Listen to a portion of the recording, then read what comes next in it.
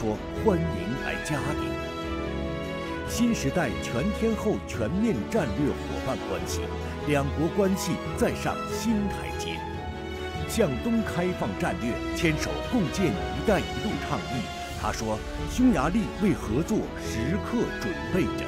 在迎接习近平主席到访之际，匈牙利总理欧尔班接受高端访谈独家专访，敬请收看。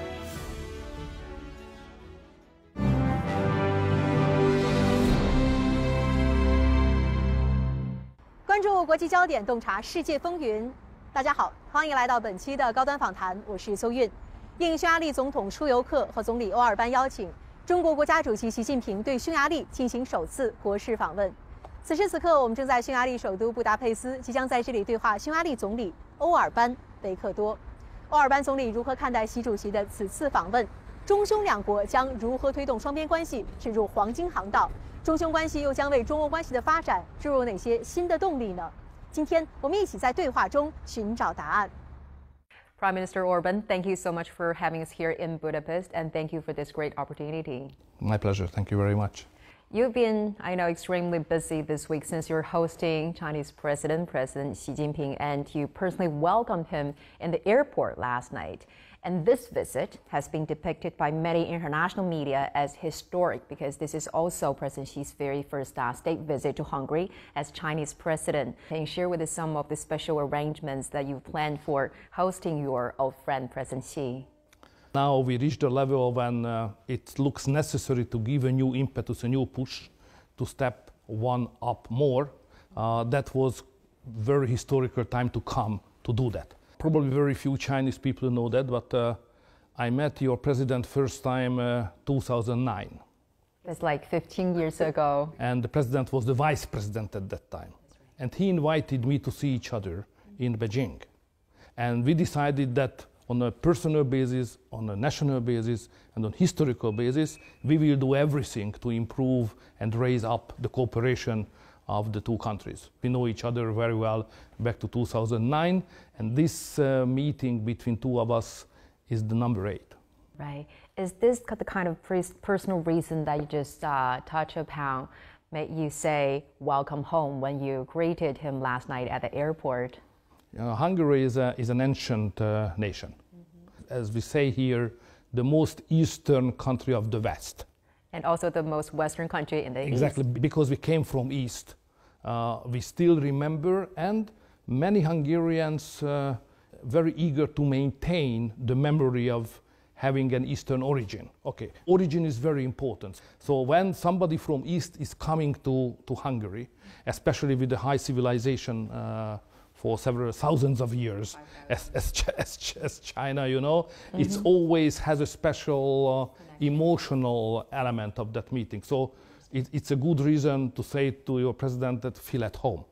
Prime Minister Orban, you've met with President Xi many times in different occasions, and he has referred to you as an old friend. So how do you view him as a leader? I am convinced that the world needs strong leaders today.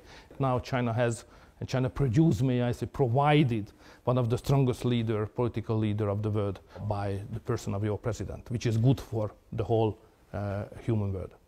First of all, I like his background as somebody coming from a village, because I'm a village boy as well. From grassroots. Yeah. And we know that, I know, your president is knowing that dimension of the life, which is also quite obviously known for me as well. This is a good basis, may I say. Right. The second one, that your president is convinced, as far as I was able to experience, that the sense to be a political leader, to serve the nation. The most important thing in the political job is to serve the people.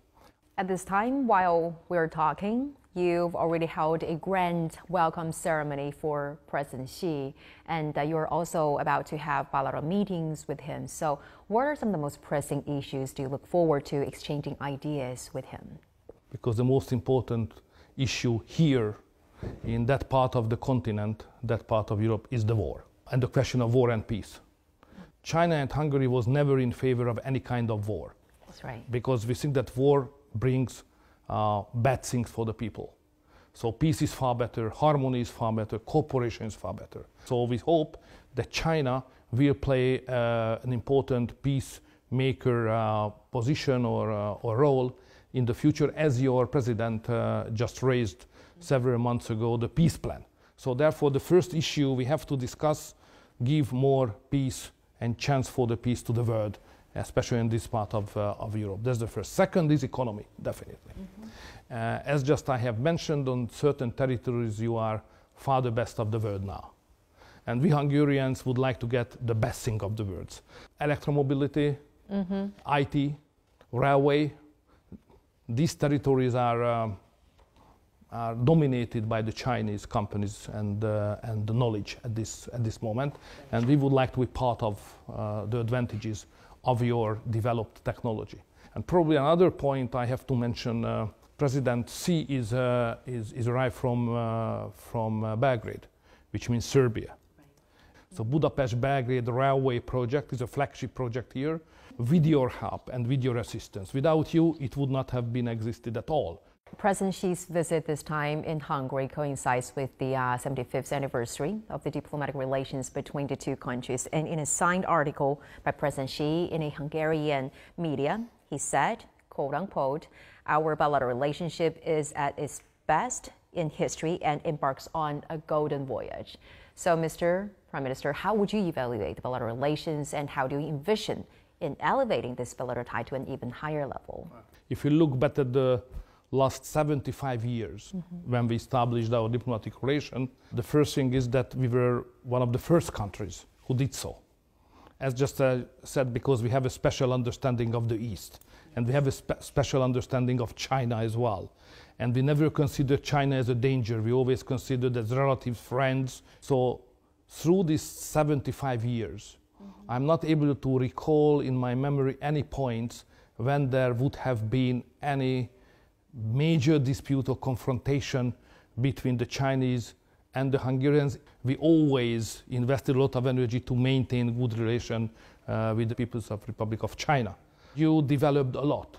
So what does it mean? It's good for you, of course, but it's good for the world as well, because there is a new economic engine in the world economy which can create possibility for the other countries as well. That's how we see the cooperation between China and Hungary as a real good possibility and opportunity for the Hungarian economy runners, investors and businessmen, and for the Chinese companies also to come and to deliver good technology transfer, know-how sharing, and all that kind of good things, what the Hungarian companies and the economy needs. 回顾两国75年的交往，中匈关系创造了多个第一。匈牙利是第一个同中国签署“一带一路”合作谅解备忘录的欧洲国家，是第一个开设匈语和汉语双语教学学校的欧洲国家，是第一个设立人民币清算行的中东欧国家。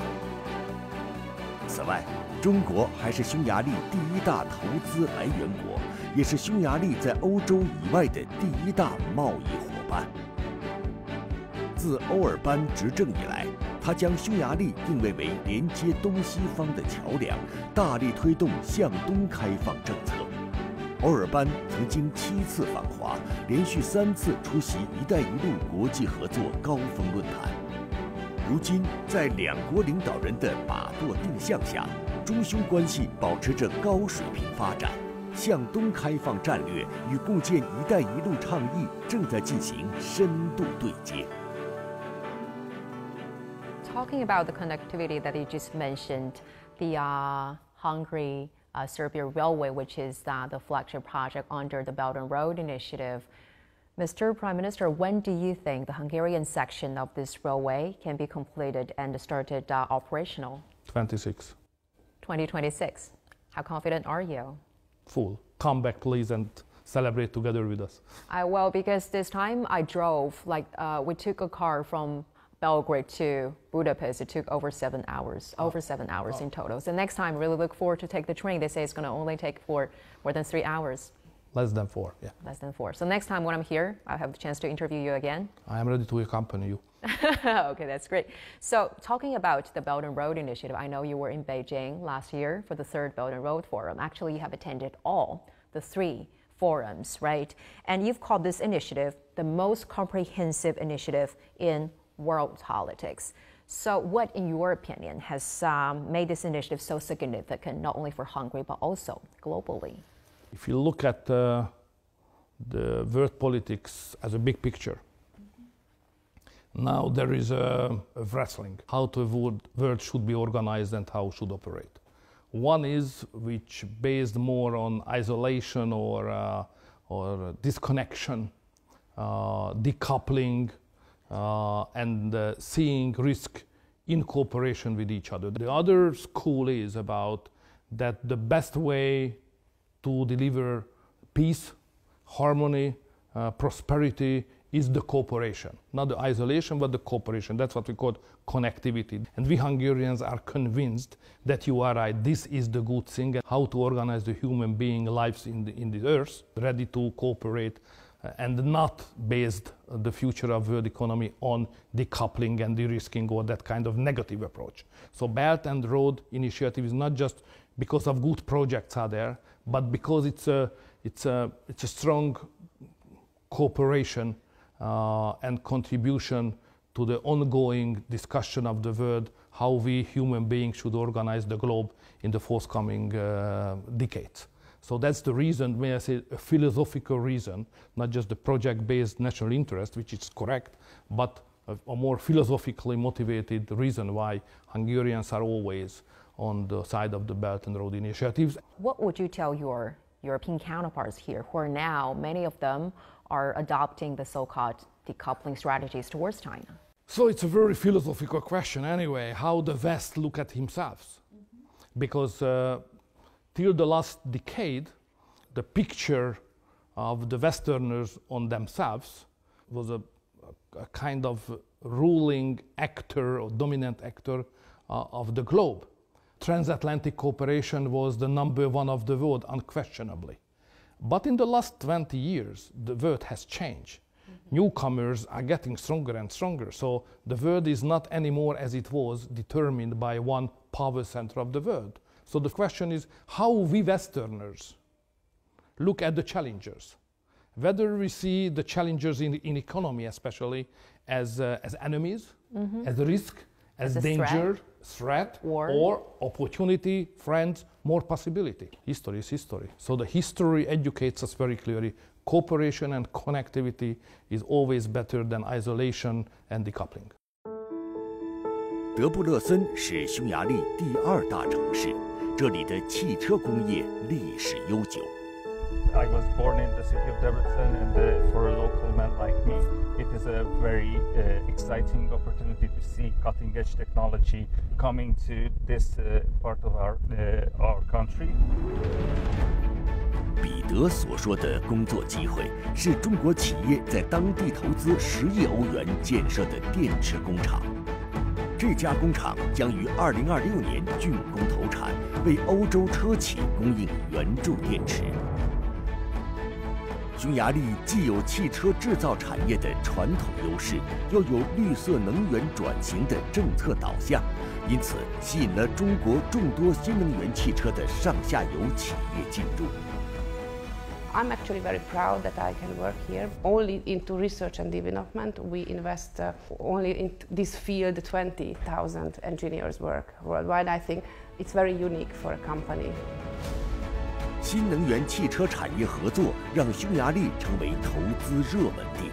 匈塞铁路作为共建“一带一路”的标志性项目，则让匈牙利成为中东欧地区南北互通的一大枢纽。 它是中国铁路技术装备与欧盟铁路互联互通技术规范对接的首个项目，全长近350公里，连接匈牙利首都布达佩斯和塞尔维亚首都贝尔格莱德。全线建成后，从布达佩斯到贝尔格莱德将从8小时缩短至3小时。其实匈牙利也有一个说法，可以翻译成“朋友一起走，才能走得更远”。 就像中国和匈牙利一起走，我相信未来会更好、更更美。Well, in 2010, Hungary launched its Eastern opening policy, which is a shift of diplomatic relations of primarily look at the West.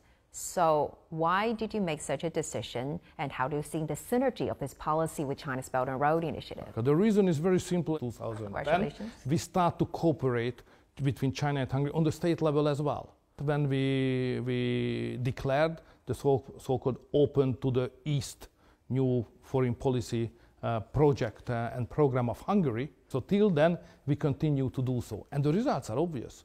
In 2020, 2023, China was the biggest investor here in Hungary.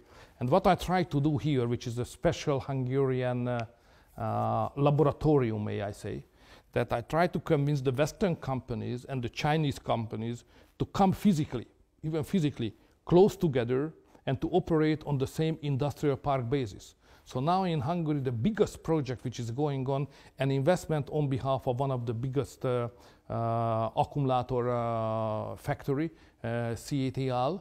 Right. Green cooperation has been flourishing between the two countries, with so many Chinese EV producers building factories here in Hungary or are planning to do so. And you were in Shenzhen last October and you visited some of those companies. So how do you foresee the cooperation between the two countries on that front? Okay, first of all, what we can bring to that cooperation is basically the well-trained workers. So the Hungarian workers are really outstanding. By education, by discipline, by effectiveness. So we have very good workers and we have very good engineers. So the basis of that cooperation on behalf of Hungary is the human capacity. On the other side, you have the very good technology. You are number one of the field of electromobility at this moment. So, and we are open and we are ready to cooperate with each other. We trust each other as just political, well-based relationship we have. So it was not difficult to convince each other that Hungary could be a good place for the big Chinese company to come and to establish the first electro car factory here in Hungary for the European Union. Because don't forget that we are speaking about just 10 million size inhabited country of Hungary, but we are part of a more than 400 million people single market. So when you invest in Hungary, you invested in Europe. So you can be part of the big European market. What's your take on some of the European countries who have this concern, the so-called rhetoric of overcapacity, and some of the investigation going on that launched against Chinese EV producers? This is bad. And there are some countries, not only Hungary, but some other countries who does not like that approach. So I think we will be able to convince the other countries that this approach, this negative approach, is negative not just for certain countries, but for the whole European Union. Mm-hmm. So we would, I repeat again and again, we should see China as an opportunity, not as risk or a threat. And you know, if you would like to be the best of the world, you have to be competitive. If you're not competitive, you know, you have to improve yourself, mm-hmm. not to block the others. This is the attitude which is good for Hungary. Don't forget that it's 10 million country, mm-hmm. and the level of the export of this country is 85% of our GDP, which means that we are a highly export-oriented country. If we don't get a chance to cooperate, there is no connectivity, no market outside, the living standard of Hungary immediately start to decrease. So we need markets, we need cooperation. Okay, come on, let's compete. So you welcome that? Absolutely. Mm-hmm. Let's talk a little bit about the ongoing crisis in Ukraine. It has been about over 2 years since this crisis broke out, and Hungary, as a neighboring country of Ukraine, has experienced many tragic consequences firsthand. So, Mr. Prime Minister, can you elaborate on some of those impacts to your country? Hungary is the only country which directly opposing the war. Within the EU? We are the only one in the West, may I say. So we are the only country who said we will not cooperate, we will not contribute in any war effort. You veto many of the arms supplies we vetoed as many things as we can. We don't let any weapon from the territory of Hungary moving to Ukraine, mm-hmm. And we don't deliver anything which is related to lethal weapons. So those who support the war just prolonging the suffering, because they will not get closer to a victory of any parts or to create a peace by war. It's impossible. So we have to stop it, ceasefire and peace negotiation. So that's the reason why Hungary is characteristically out of the Western community. No solution in the battlefield, then what do you think? Where is the way out? And 2 years, the peace talks are still in a deadlock. Why is that? It looks like a war between Russia and Ukraine. We involved ourselves on one side, on the Ukrainian side, I mean the European Union and the United States, and we started to support and we started internationalize the whole conflict, which is a big mistake. And now we are suffering, not just the Ukrainians, but on economic terms as well. The whole world and especially Europe is suffering because of that decisions of involvement of ours.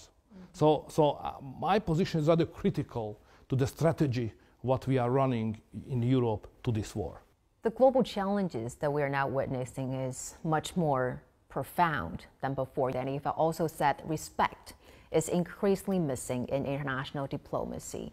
So with that context in mind, how do you understand the significance of the Global Development Initiative, the Global Security Initiative, and the Global Civilization Initiative put forward by President Xi in promoting global peace and prosperity? So as far as I was able to understand you, I mean the Chinese people, and knowing our own nation, Hungarians, we both think that we would not like to tell anybody how to live their lives. It's very important. This is the basis of respect. And you can't run a country which not follow their own customs. So therefore, it's obvious that if we respect each other, we have to respect each other's cultures, together with the cultural differences. And cultural differences resulted in finally different political systems. And this is the basis of the initiatives of your president internationally.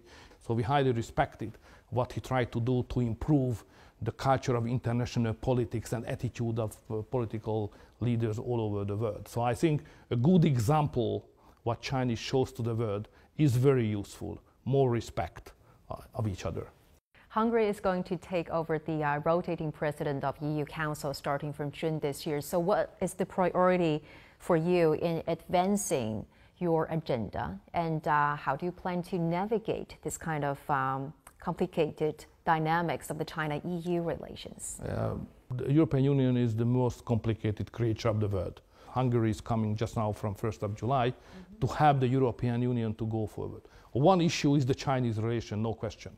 And my job will be during this half-year presidency to improve the Chinese-European Union trade relation and stop all those attempts which try to limit and push back the quantity and quality of the relationship between China and the European Union. It will be a complicated issue, but I have some good partners. Don't forget that President Xi is coming from Paris. He visited France. France is an enormously big country by European standards, and I think it shows that there are some other countries besides Hungary who would like to improve, even more improve, the relationship between your country and European Union. Since President Xi is here in Hungary and also he paid a state visit to France and Serbia, how do you understand the significance of this visit in not only enhancing the bilateral relations, but also China-EU relations and maybe even to the development of the world? It's outstandingly important. Because the world has changed so many in the last 5 years. So it was the right time and necessary for your president to come personally and to show up, I mean, here in Europe, that China is here, China is present, China is open, China would like to cooperate with you. We are ready to improve our cooperation and we are ready to create more development even here in Europe. So the visit of your president definitely, especially in France, but in Hungary as well and in Belgrade, can change the mood and can convince the European leaders that China is a possibility and we should stay on a good track and not change for the bad track. So I want to show you a photo, Mr. Prime Minister. I don't know whether you still remember this. That was against the British. That's an England-Hungarian football match between the two parliamentarian teams, yeah. Yes, so this is back to those good days. I know you've been a football enthusiastic for so many years since childhood, and you have even played for a local football league. And a former trainer of you have made this remark saying that you really have the ability to think on the ball. Wow. So How do you think this passion for football has influenced you and made the person who you are today? That the essence of the football is exactly like the essence of politics. Because the question is not where the ball is now. Everybody can see where the ball is now. Yes. But the question is where the ball will be. This is about vision, is thinking ahead. And to understand of the situation where the ball, the decisive question will come up. And if you are able to identify, looking at the present, where the ball will be in the next moment, you can understand speeder the ongoing developments and the incoming developments as well. And if you understand earlier than others what will happen, you can react first and you can win. Mm-hmm. That's the essence of the football. That's the reason why a country like Hungary, 10 million people, can play World Cup final 2 times. Because of that. And you also understand where the ball will be in the future. The very last question, I'm really curious to know, Mr. Prime Minister, you've been in China many times, you have many Chinese friends. What do you love the most about this country? Patient. Patient. Yeah. So in Europe, everybody is living with the 200 bars blood pressure, you know. Mm-hmm. So in China, you know, I like that you are not just speaking about harmony. So harmony, patient, respect, look at each other, don't rush.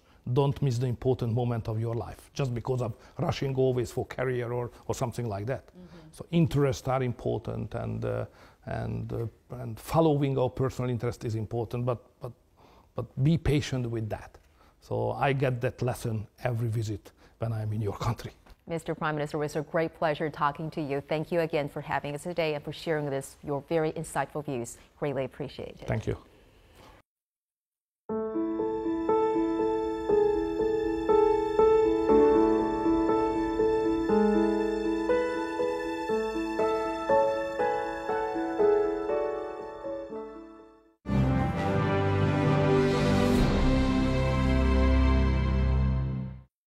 在刚刚的专访当中，欧尔班总理明确表示，匈牙利反对去风险，反对脱钩。与此同时，我们也感受到了他对于共建“一带一路”倡议的赞赏和支持，对于中匈两国相知互鉴、合作共赢的信心与期待。我们也祝愿中匈两国的友谊，就像我身后的多瑙河一样，源远流长，生生不息。感谢您收看本期的高端访谈，我是邹韵，我们下期再会。